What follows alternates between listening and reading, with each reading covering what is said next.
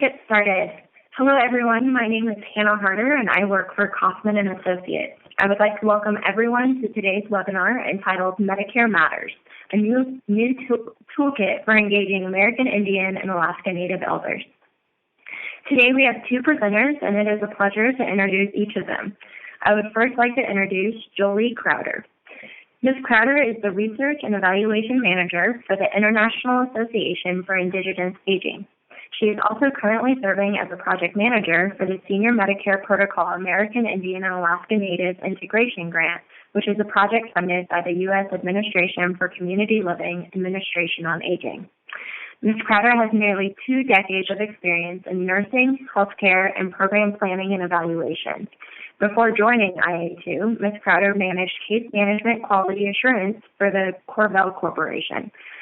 She was also the vice president of the American Health Quality Assurance, she was the vice president of the American Health Quality Association, where she served as a liaison for the Centers of Medicare and Medicaid Services and managed the U.S. Administration on Aging grant to establish a National Medicare Resource Fraud Center to conduct outreach to seniors about fraud prevention and reporting. Welcome, Ms. Crowder. We are also joined today by Mr. Dave Baldridge. Nationally recognized as a Native advocate for elder issues, Mr. Baldridge has served as the Executive Director of the International Association for Indigenous Aging since 2003. Prior to that, he was the Executive Director of the National Indian Council on Aging from 1992 to 2002. During that time, he published nearly 24 monographs and papers dealing with long-term care and elder abuse. Under his leadership at NICOA, the organization became the nation's foremost nonprofit advocate for American Indian and Alaska Native elders. Mr. Baldridge has been actively involved in public policy and his research efforts on federal, state, and local levels, and has testified before Congress on several occasions. He has twice served on the board of the National Committee for the Prevention of Elder Abuse and has been a technical assistance contractor to the Department of Justice Office of Violence Against Women, assisting Native program grantees. His work has involved extensive relationships with tribal councils, organizations, and sovereignty issues. Welcome, Mr. Baldridge. On today's webinar, the speakers will provide a demographic snapshot of American Indian and Alaska Native elders. They will also identify barriers to the Medicare enrollment and also review the importance of Medicare funding for tribal health systems and elders. They will describe the Administration for Community Living's SMP program, and they will walk through a new toolkit that includes valuable resource materials for your program. And finally, they will also identify important community resources and contacts. I will now turn it over to our first speaker, Ms. Crowder. Hi, thank you so much. Can you guys hear me okay?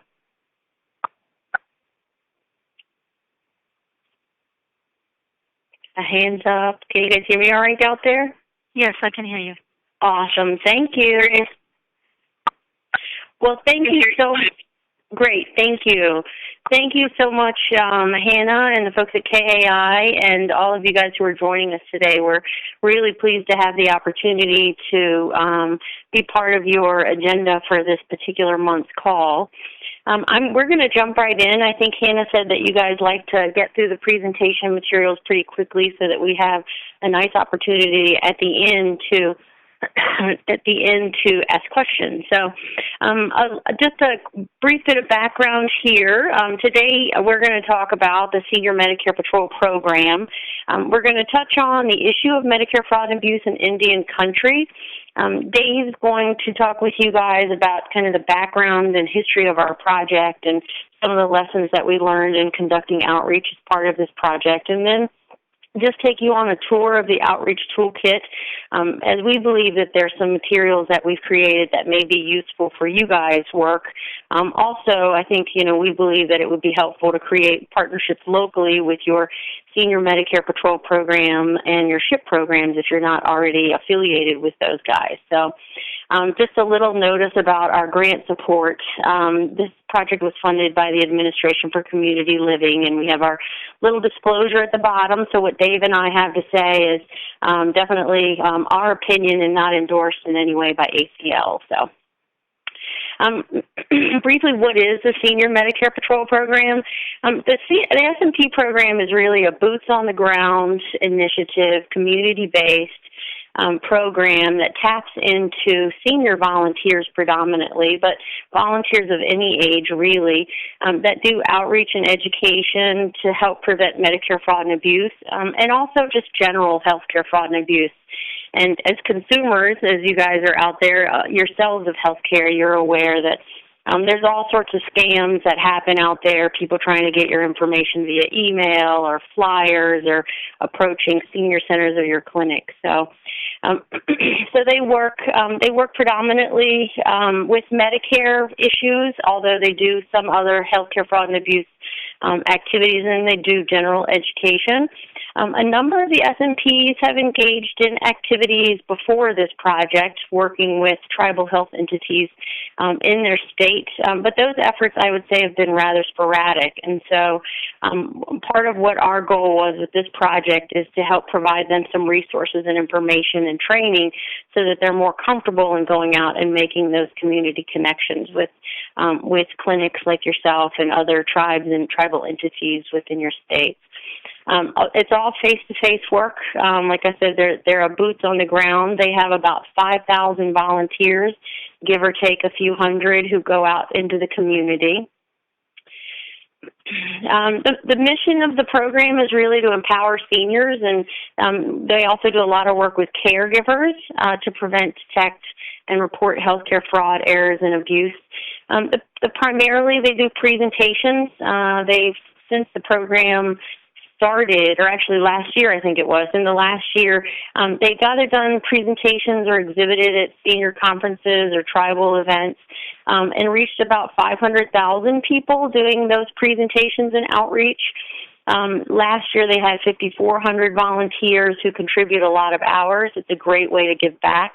And those volunteers consist of seniors, and many SMPs also work with and engage organizations like yourself and provide training and partnerships and those types of things.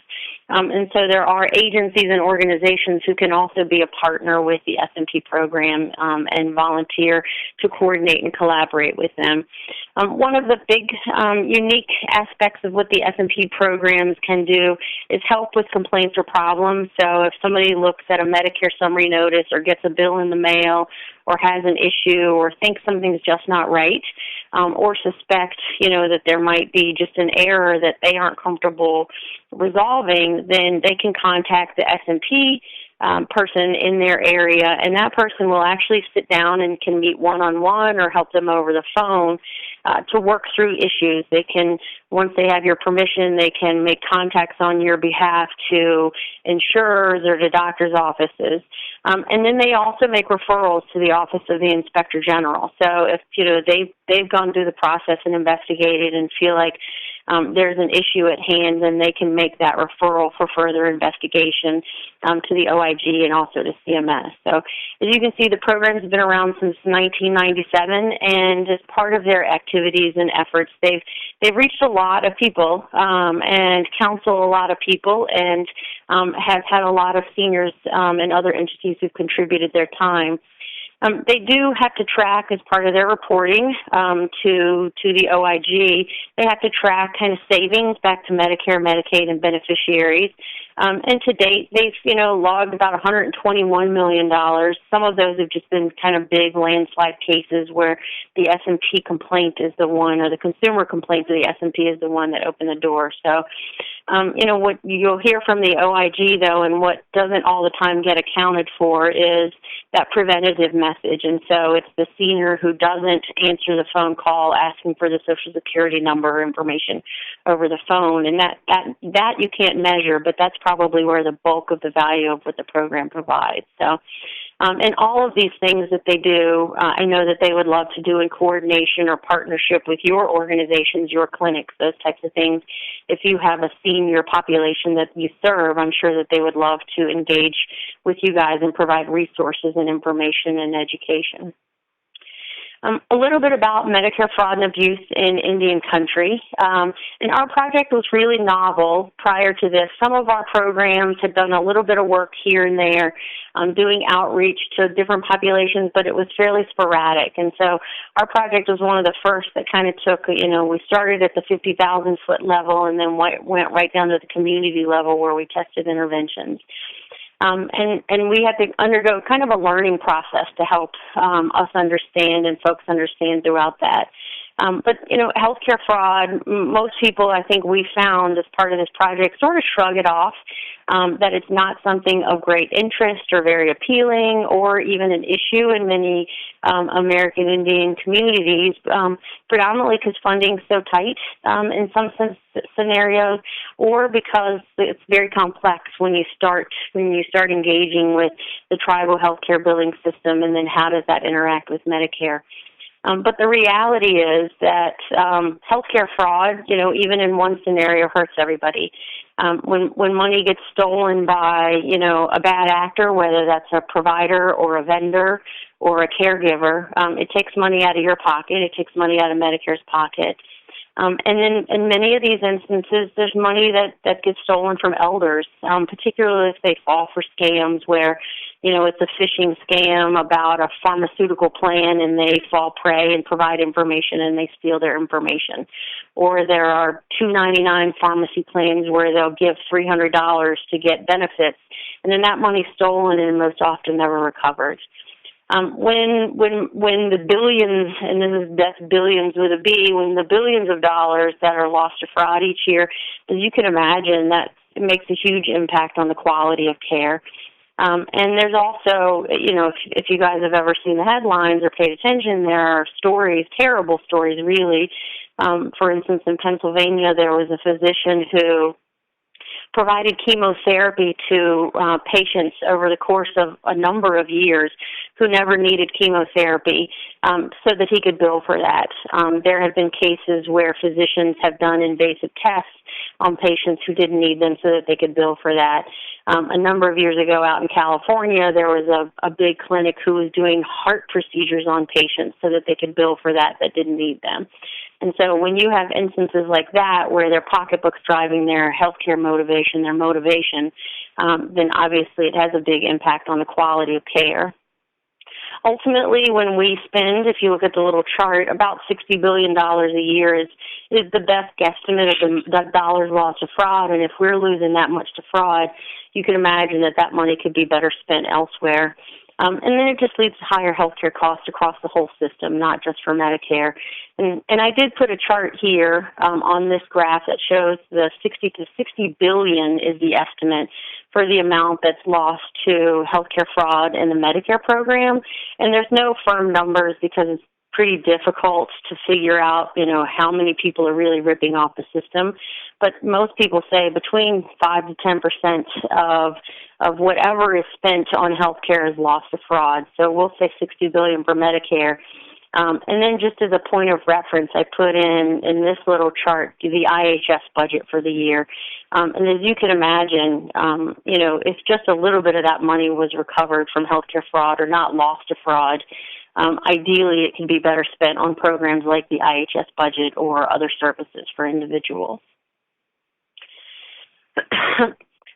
Some examples of what exactly fraud and abuse is. Medicare fraud is really about intentionality. So it's that doctor who knowingly gave patients chemotherapy or other IV treatments that they never needed, knowing that he was going to bill Medicare for those services, just so that he could make more money.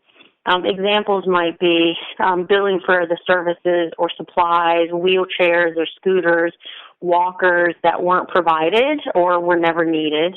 Billing for excessive amounts of medical supplies. So you might have a client who's receiving wound care in the home and they might need, a few gauze pads, but yet they're getting billed for more extensive supplies and equipment in the home. Another example is, sometimes people will offer to do clinics or provide free services, and that may be the case in your particular setting where you've had somebody come in and say, hey, let us offer this free genetic testing for your clients, because the genetic testing seems to be kind of a hot thing right now. and you offer them the space, and then they sit with the folks that you serve, your seniors, and give them this free genetic testing, and then they turn around and bill Medicare for it. Well, in the case of this new genetic testing scam, the reality is most of those people never needed it to begin with, and it was medically unnecessary.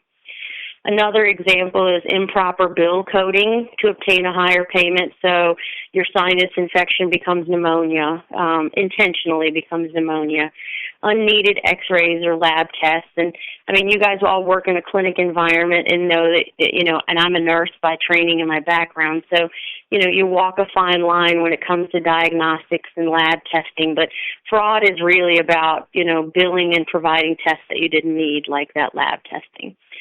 We've talked about services that aren't medically necessary. Another example of fraud is using another person's Medicare number so that they can get medical care supplies or equipment. And so perhaps a person isn't on Medicare and needs the medication or the services, and somebody shares their Medicare card.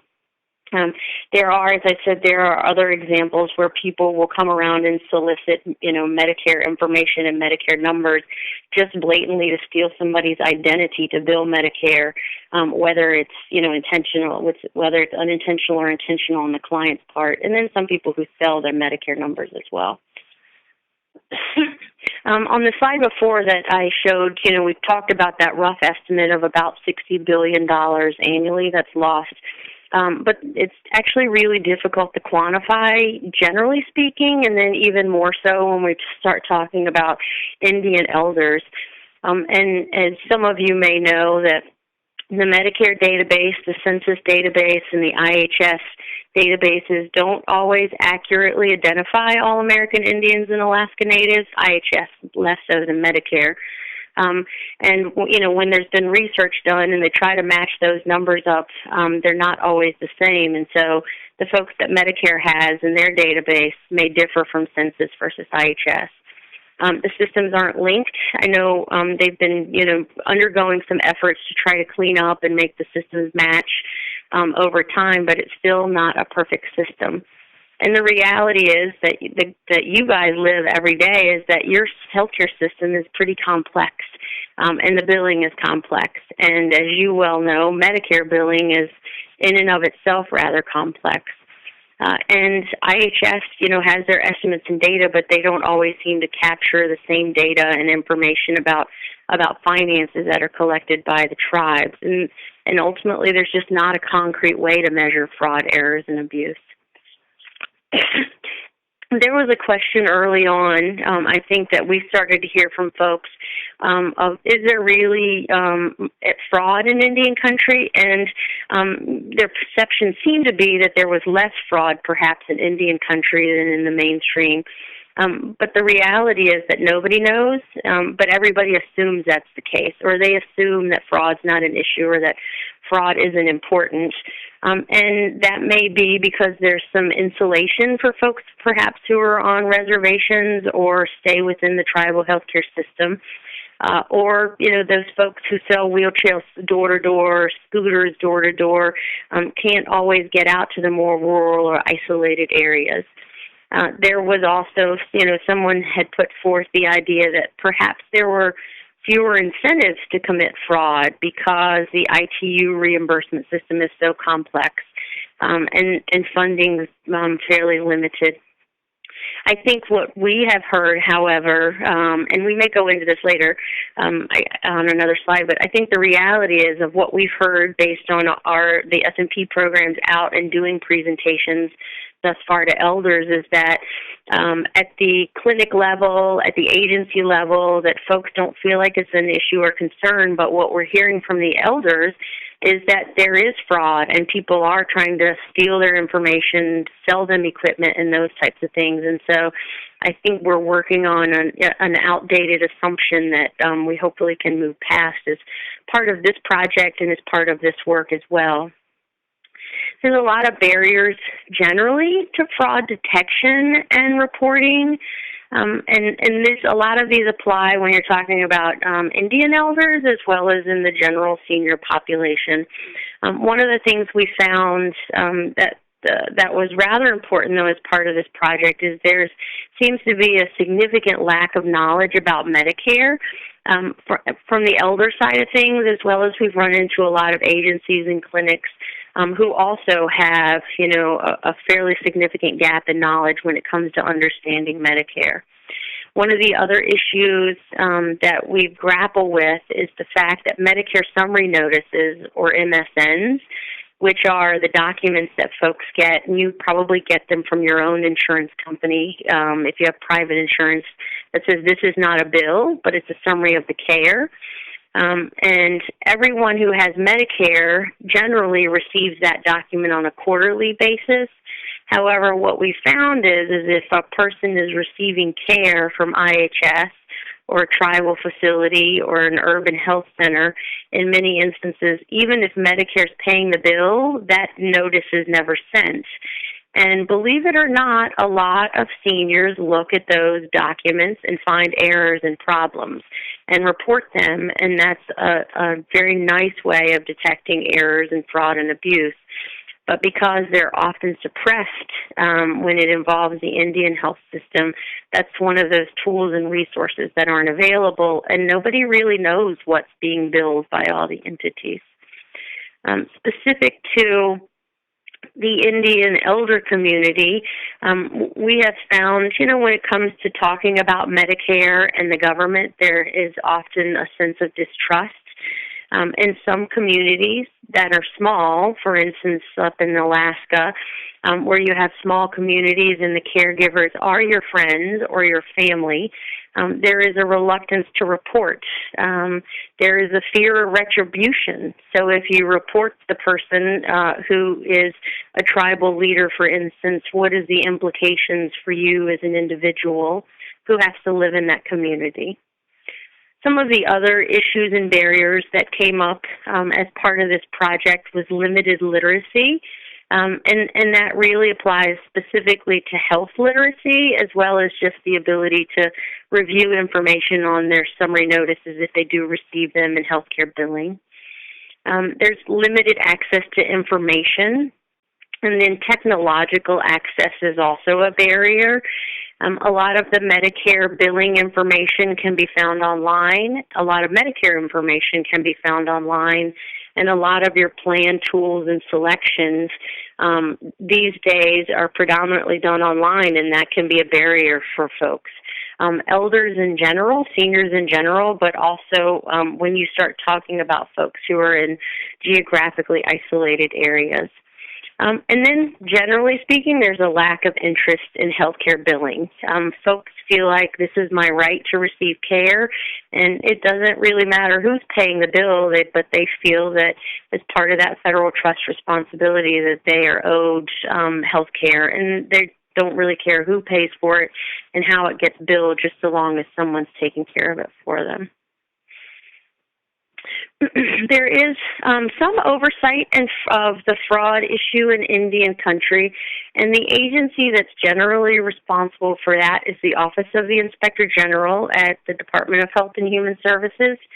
And in a 9-year time frame, OIG opened up about almost 288 investigations involving Indian Health Service or tribal facilities. And just under half of those led to criminal prosecutions, which is a pretty good rate in terms of prosecution and closure on cases. We went back and we examined, or there's a report that examined kind of the key issues that come up with fraud issues in Indian country. Employee misconduct comes up to the top of that list. So again, that's that one bad apple who is siphoning money or stealing money, embezzlement, funds, kickbacks. Drug diversion is another issue, and that might be employees, providers, or beneficiaries. A lot of times this is your pain meds, your oxycodone type issues where a provider is writing themselves prescriptions or writing a beneficiary and usually large numbers of prescriptions, or money's just simply getting stolen, or medications are simply getting stolen from pharmacies. There were some issues of tribal enrollment fraud, so folks who weren't Indians trying to get into the program, and the OIG is interested and investigates those allegations and concerns as well. There was fraud detected related to the 638 programs. For instance, there was a tribe that wanted to construct a permanent facility and misled IHS in negotiations involving the funds, and they weren't really used that way. So taking money that was supposed to be used for health care, for instance, and not really using it for health care.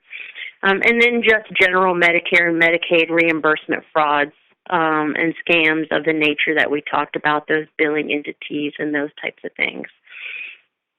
At any time, I mean, as you guys are aware, there's about 450,000 Indians who are enrolled in Medicare, give or take 10,000 or so. But about 400 to 450,000 folks. So at any time, at any moment, there are a huge number of bills going through Medicare and the Medicaid system, which just creates an opportunity for stealing money, even pennies on the dollar. So these are some news stories from the headlines that we found as we were doing our work. There was a South Dakota man who was charged with false statements and fraud in St. Francis and was indicted by a federal grand jury, and that was presenting those forged prescriptions to a pharmacy for hydrocodone, and there was also an IHS employee who was involved in that. A story about a psychologist in Montana who had some grand jury charges levied against him for tax fraud and public corruption about bribes that he had made. Again, in Montana, I have two Montana examples. I should have spread myself out a little bit. But again, in Montana, there was another case that involved home health care agencies, and home health care and DME seem to be, there seems to be a lot of cases that involve those two types of health care, the DME fraud and the home health care fraud. And in one of those, for the home health care case, they were actually submitting bills saying that the personal care assistant was coming in providing services for clients that never received services, never received health care, and they were just submitting to receive the reimbursement. And in that case, those two folks also stole the identities of those Medicare recipients and used them without their information to to bill for a variety of different services and equipment. There was also another case of a tribal governor in Maine who was convicted on 29 of 30 counts of fraud and ordered to pay $1.6 million in restitution. And he had actually diverted or stolen funds that were supposed to be used by the tribe's substance abuse and HIV prevention program. And so I put these cases out there because I think it's useful to see that it's just the reality, unfortunately, and this stuff really does happen. It's just not a $60 billion nebulous number, but it's something that you guys as clinic directors and folks involved in healthcare need to be aware of and take an active role when the issues arise, so that you can save. Imagine if your tribe lost $1.6 million a year over a course of time to someone who was siphoning money, and how that money could be better put to use. So with that, I'm going to turn it over to Dave Baldridge, who is the Executive Director for IA Squared, and he's going to give us an introduction to the toolkit that we've developed as part of this project. And Dave, I think we just have to do the *6 to get you on. Hello, is that working? Gotcha. Yep. Okay. Thank you, Jolie, and thank you, everyone, for taking part. We really appreciate your interest in this issue. And I'd like to give a brief background of the project and our experience with it. It's been really enlightening for us. the project came down through ACL, and I think a fairly common way for federal agencies, which is to address underserved populations. Well, certainly we are one of those. And so we needed to get a lay of the land. Our first step really was to do a bit of an environmental scan. With the really great help of Blake Harper from KAI, we interviewed nearly 30, I think, tribal health directors, IHS benefits coordinators, senior directors with tribes, nursing home directors, and to our surprise, we got a fairly consistent message from them, which is that the level of interest here is very low among our elders. Now, our team has been out in Indian country for a pretty long time, couple of decades, and we have, in many cases, found the avenue to really getting help to seniors is to work through their meal sites, the Title VI programs, and face-to-face meetings have been a standard that's worked for us very well over the years, and we've got a pretty good network of national connections that way. However, in this case, even the Title VI directors were telling us we don't think it would be helpful for you to invest a lot in coming here because this just isn't on the menu for most of our elders. And so we felt like we'd hit a bit of a brick wall, and we were going to have to find some other avenues to try to reach elders around the country, and we'll talk with you about a couple of those in a few minutes on the call. But that was very interesting to us. The second component of our environmental scan was to talk with a battery of attorneys from OIG at the top level and with CMS about their perceptions and experience with Medicare fraud in Indian country. And it turns out that it almost literally has not hit their radar screen. Even though Jolie mentioned some individual cases to you, the scope and the scale of fraud conducted is not sufficient in terms of dollars or other numbers to really draw the magnifying glass of the OIG, and CMS indicated they have not published anything over the years about fraud in Indian country. This really surprised us. Both agencies indicated their interest in seeing what we learn out there and their continued interest in working with us on the issue. Jolie, I've lost my net connectivity here, so maybe you can call up in the next slide, see if I can get it back. No. Jolie? Yep. I've got it up now, Dave. Yep, okay. The slide on S&P lessons learned from the outreach. Is that the slide you want up? Yes, that would work great. Okay. In the course of our environmental scan and working with KAI and with the tribal directors,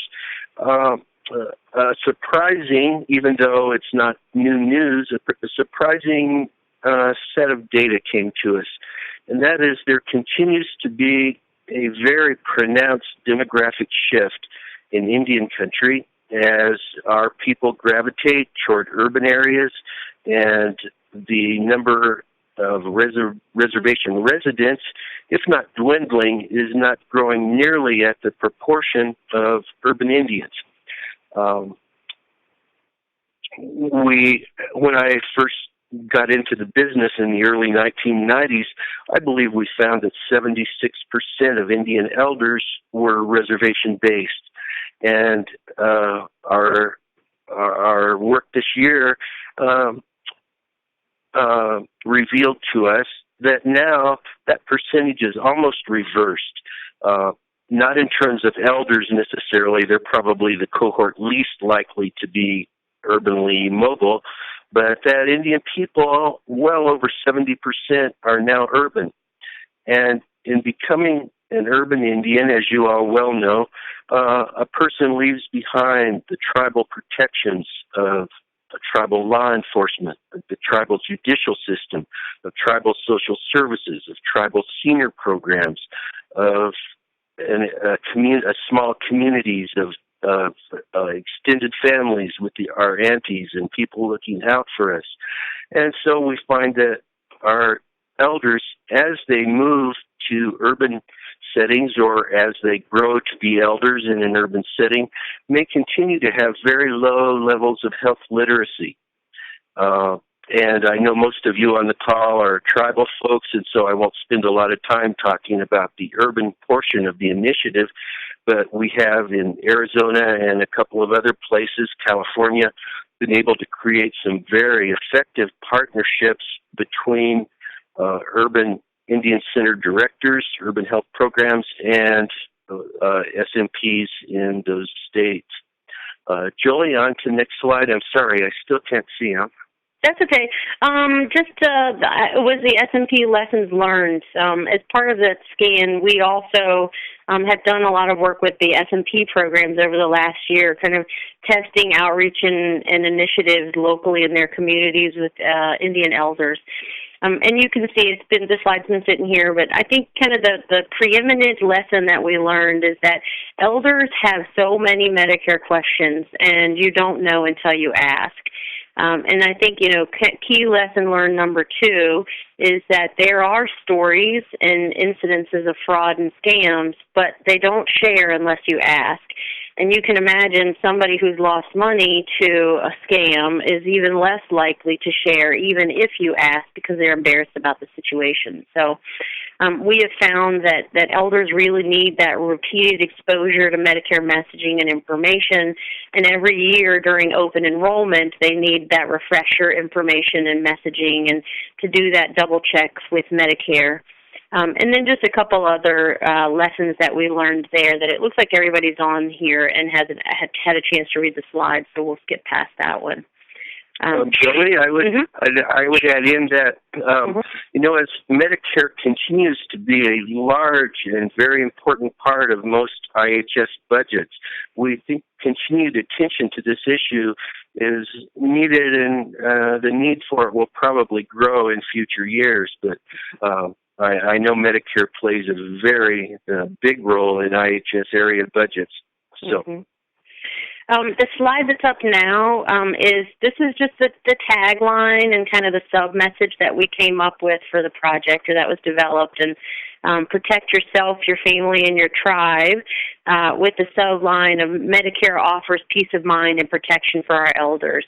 And that's really to build the case for taking an interest in an active role in detecting healthcare fraud and abuse, but also that Medicare is an important benefit both to the tribes and to the elders. And so the slide that's up now is about messaging and kind of building that case. Dave, do you want to talk through the messaging piece, or do you want me to speak to the slide since you got kicked off? Yeah, go ahead, Jolie, please do. Okay. And this just kind of gives you a sense, this gives you a walkthrough of, how, in our head that the messaging piece got constructed. The Medicare Matters is sort of a strong message that comes out in our program, so help us protect it. As you guys know, and as Dave said, that Medicare is a big part of funding for the tribal health system. It also provides elders who can't get services as part of IHS the opportunity to go to non-tribal providers.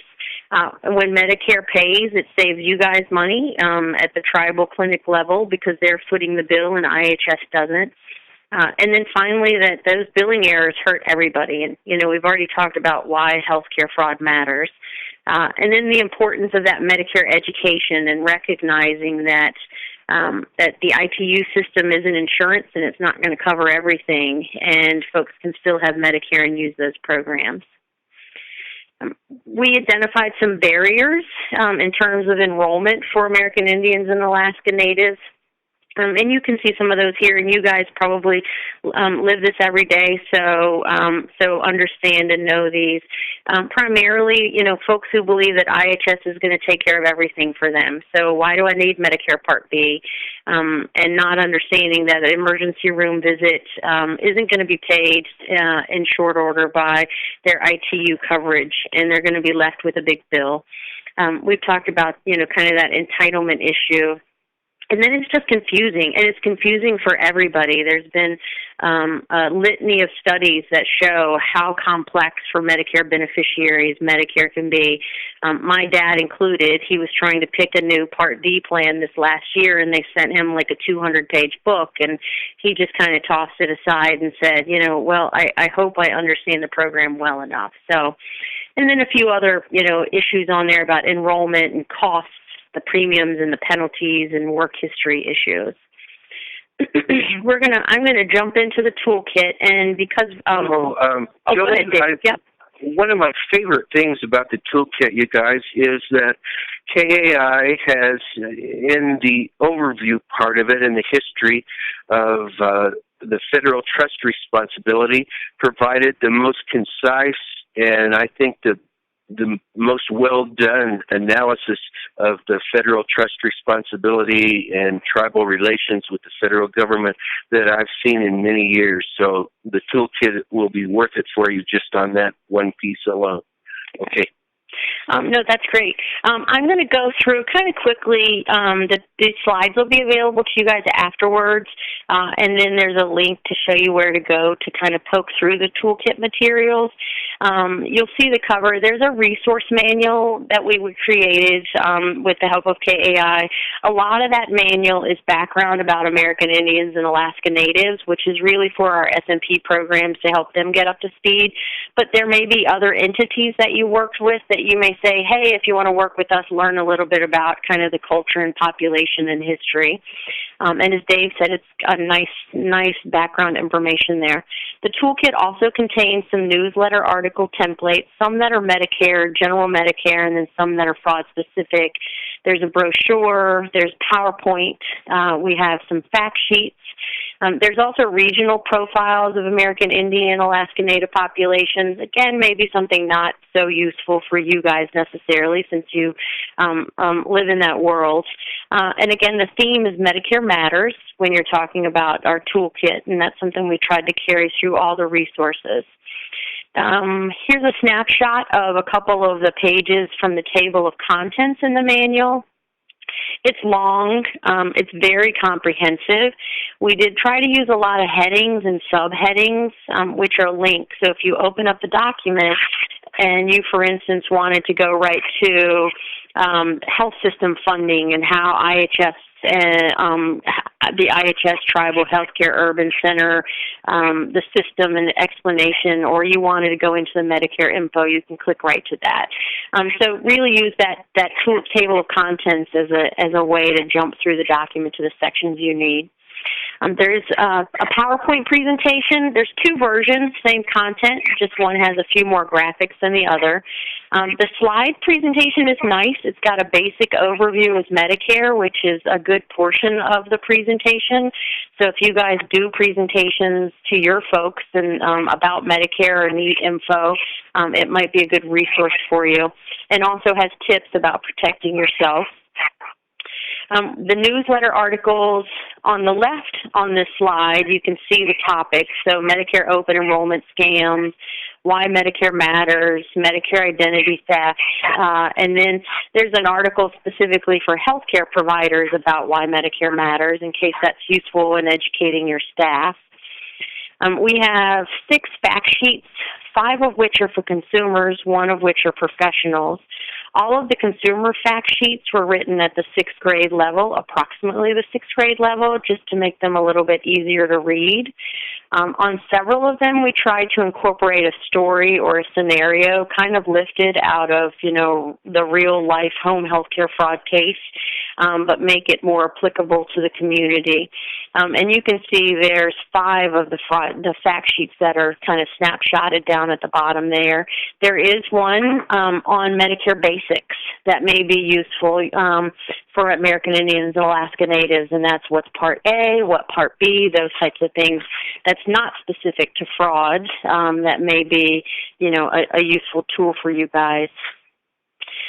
This slide shows you where you can access it on our IA Squared website, and you may be able right now to click on the link in Adobe. I'm not sure if it works on your end, and go to that page and bookmark it. It's also in a resource library for the S&P program, but that's a password protected. And then we're just doing kind of out and about, doing presentations to a variety of organizations, both Indian organizations as well as non-Indian organizations, to share the resources, because we feel like there's applicability both within the S&P program as well as exterior to the program. So that's just a list of people where we're promoting the materials to. And if you have information or staff who would be interested in the information, or would like us to talk to staff or make connections with your S&P program, then feel free to contact us. I'd like to add a brief note, if this is appropriate, about a media-based approach to it. There are, I believe, a couple of unique opportunities across Indian country. Many tribes, especially the larger tribes, operate their own newspaper, often weekly, but we have found those editors to be very receptive to including articles about topics such as this, and very approachable. Also, a number of tribes, recently we were at Turtle Mountain, where they have their own tribal radio station. And they're very, very open to providing PSAs, public service announcements. On a larger scale, we are now moving into production for 4 public service announcements that will hopefully air on a much wider scale. We're going to arrange their airing with stations individually, but they'll be narrated by Harlan Makasato, who's a longtime former host of Native America Calling, and they will be recorded in English, Navajo, and Lakota. We'll have those available to you, and you could certainly use those or provide similar if you have those opportunities. Thank you. Yep, that's great. And as soon as those are available, we'll also put them on the IA Squared website that folks could download those or contact us if you need us to send a copy. So if you are interested in volunteering, either your community agency or you have seniors who are really engaged and want to get involved, then S&Ps would love to have them. Here's a slide that gives you some contact places for more information. If you're specifically interested in the S&P program, which has been most of our content today, you can go to their Technical Assistance Center's site and look up your state and find their contact info. If you guys don't already work with your local SHIP program and they go by different names, that's a great resource for you in terms of Medicare knowledge and information. And many of our S&P programs are co-located with SHIP programs, and so we'll be able to provide you that generic Medicare information and resources. Some other ACL resources that I threw on here just in case.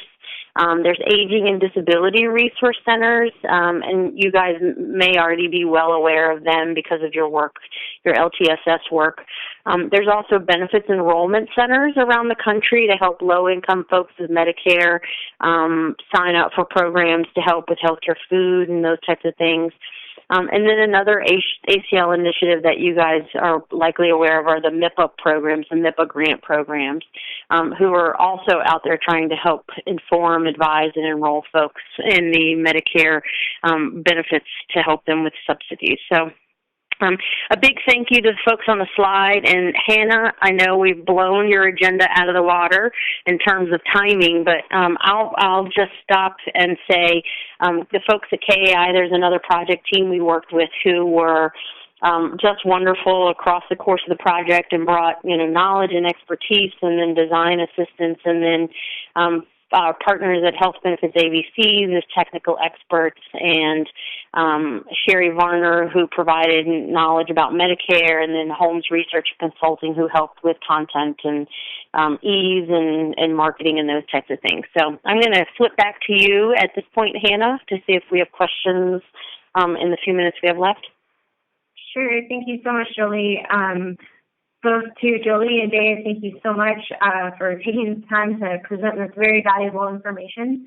I think we have a few minutes to ask a few questions. There are already two in the chat box.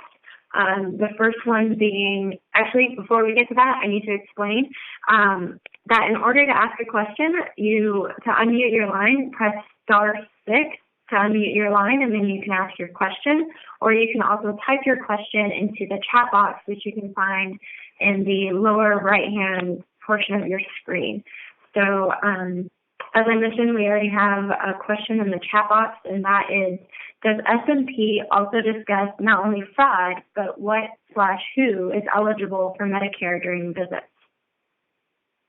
Dave, you want me to take that one? I will take that. Yes. Okay. Yes. They do, and I think that you will find also that, as I mentioned, a lot of the SMP programs also partner with their SHIP program, their State Health Assurance Assistance Program. And because of that, they bring a wealth of knowledge about Medicare, and oftentimes many of their presentations and like the template we created are a good portion of it is about Medicare, who's eligible, what are the benefits, those types of things, kind of covers the Medicare basics. And, realistically, to understand Medicare fraud, what is and what isn't fraud, they have to know Medicare. So I think yes is the answer for Jess, who asked that question. I would say, reach out to your local SMP or the SMP in your state and ask them, tell them, explain what your needs are. If you're really interested in heavy Medicare content knowledge, can they provide that? And if they can't, then can they help you get in touch with the SHIP program in your state? So, but for the vast majority, they do come with that information as part of their visits. Great. Thank you, Jolie. Now, the next question is from Aaron, and he asks, will this PowerPoint be made available after the webinar? He said that there's some really good information and he'd like to share it with his program staff. And I'd like to answer that and say yes, that all the webinars are made available online. You can get to those by going to the LTSS Technical Assistance Center on the CMS.gov website. And to access that TA Center, click on Outreach, go to the CMS.gov homepage, and then click on the American Indian Alaskan Native link, and there you can access the LTSS TA Center. This webinar will be made available in the next couple of weeks. Or if you want to, you can type your email address into the chat box, and I can send you the email, or I can email you the presentation directly to your inbox. So again, if you want the presentation emailed to you, please type your email address into the chat box.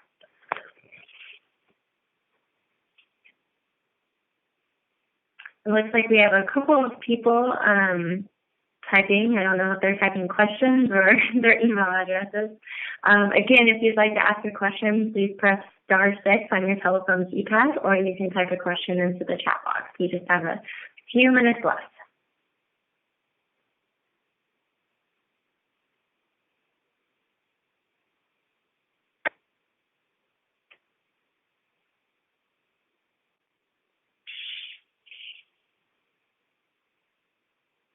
This is Dave. I would add that any of you who are now typing in your email addresses, if you have further questions, we are really open and would welcome your phone calls or your email questions to us at any point.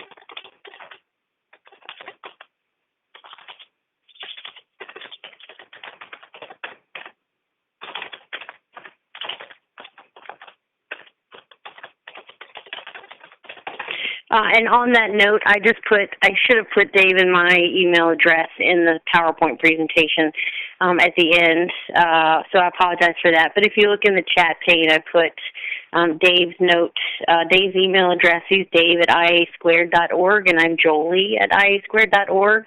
I think Hannah said she'll take care of sending out the PowerPoint, and if you have questions that need to get to us, you can go back to Hannah and we can help. If you want somebody to just make a connection back to the S&P program, because it's always nice to have someone grease the skids or make an intro for you, shoot us a note and we can do that as well, and just find them for you and make the connection and ask them to reach out to you as well. So we're happy to do that on both fronts and make those connections. Jolie, I think we have one quick question. I think we have just a few minutes left, and hopefully you can answer this. It says, it disappeared for a second. Give me 1 second. How have Title VI directors in the past utilized this information? I could provide a partial answer. There's an S&P director in Oklahoma, Ray Walker, who has done a marvelous job in outreach to the tribes. I don't think he's gone in through the Title VI directors as much as he has through the tribal SHIP programs and benefits coordinators, but I know he's had good success. So look at other avenues in addition to the Title VI directors. Our experience with them is that they're very open to new presentations, even if they're not sure it'll work. So please do give them a try. Great. And then just one last question, again from Erin. I had another question regarding the abuse/fraud of using other Medicare recipient cards. How are hospitals and pharmacies and other vendors not stopping that from happening? It would seem that vendors should be verifying. I would say, Erin, this is Jolie, that the last time I went to the pharmacy, all they asked for was my card. They didn't ask for a photo ID. And if I'm already established at the physician's office, the only thing they ever ask for is a card when you go in. I happen to have a physician's office that has about 15 different primary care providers, and I don't know that those providers would remember me from one visit to the next. And so if all I present is a card when I go in the door, then they wouldn't know, whether it's me or you, I guess, unless, Erin, maybe you're a boy, so that might be a difference there. But if it's, gender neutral in that respect, most places don't ask for photo identification when they come in the door. I don't know if your facilities routinely ask for photo identification when somebody comes in for a visit, and how, or if your populations are large or small, so you know everyone who came in the door by sight. But if you don't, and a lot of places don't because they're so large, then handing someone your Medicare card or whatever ID that you require identification from a billing perspective won't stop that misidentification. So. Great. Well, unfortunately, I'm afraid that we've ran out of time for today. If you have any future questions or additional questions, feel free to either email them directly to our speakers, or you can also send additional questions to lpssinfo@kaufmaninc.com, and I type that email address into the chat box so everyone can access it. And if you send questions there, I will be sure to get those to our speakers. You can also view past LTSS webinars at the LTSS Technical Assistance Center. Again, as I mentioned, on the CMS.gov website. To access the TA Center, click on the Outreach and Education link on the CMS.gov homepage, and then click on the American Indian and Alaska Native link, and this will lead you to the page where you can access the LTSS TA Center. In closing, I would like to remind everyone that today's webinar was recorded and that the audio and PowerPoint will be made available online in the near future. Thank you again for joining today's CMS LTSS webinar, and that concludes today's session. Thank you very much.